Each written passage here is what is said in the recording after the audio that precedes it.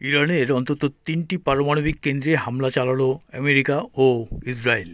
রোববার ২২ জুন বিবিসির এক প্রতিবেদনে এই তথ্য জানানো হয়। মার্কিন প্রেসিডেন্ট ডোনাল্ড ট্রাম্প জানিয়েছেন, আমেরিকার সেনাবাহিনী ইরানে ফোর্দো, নাতানজ ও ইস্পাহানে অবস্থিত ৩টি পারমাণবিক কেন্দ্রে সফলভাবে হামলা চালিয়েছে। ইরানে চালানো এই হামলায় যুক্তরাষ্ট্রের B-2 স্টেলথ বোমারু বিমান অংশ নেয়।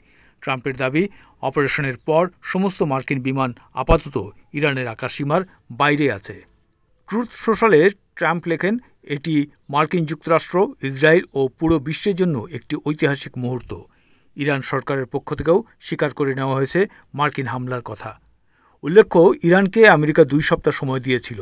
ট্রাম্পের বার্তা ছিল, হয় কূটনৈতিক আলোচনা করে সমাধান, নয়তো মার্কিন সেনার পদক্ষেপ নিয়ে আগামী 2 সপ্তাহের মধ্যে চূড়ান্ত সিদ্ধান্ত নেওয়া হবে। তবে সেই সময়ের আগেই ইরানে আঘাত হানল আমেরিকা।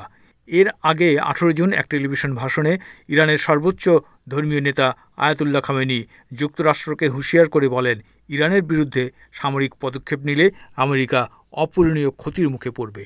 ইরানের রাষ্ট্রীয় সংবাদ সংস্থা ইরানা জানিয়েছে, যুক্তরাষ্ট্রের যে 3টি পারমাণবিক স্থাপনায় হামলার কথা বলছে, আদতে সেখানে এমন কোনো পদার্থ নেই যা তেজস্ক্রিয়তা সৃষ্টি করে।